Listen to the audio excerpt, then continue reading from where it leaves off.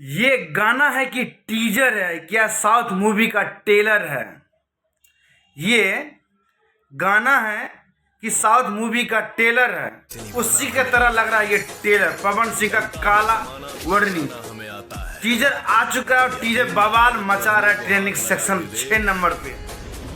Global music के साथ ये टीजर लॉन्च हुआ यूट्यूब चैनल पे और तहलका और धूम मचा रहा है 6 नंबर ट्रेंडिंग सेक्शन पे, क्योंकि इस गाने में काम कर रहे हैं पावर स्टार और शिल्पी सिंह।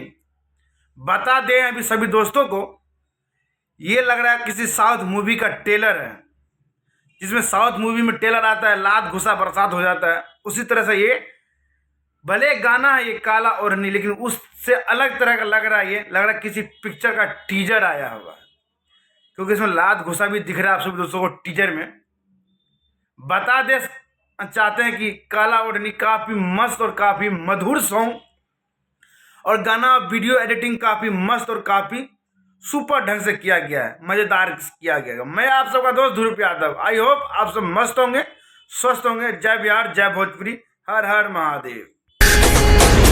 जिंदगी को मौत से मिलाना हमें आता है।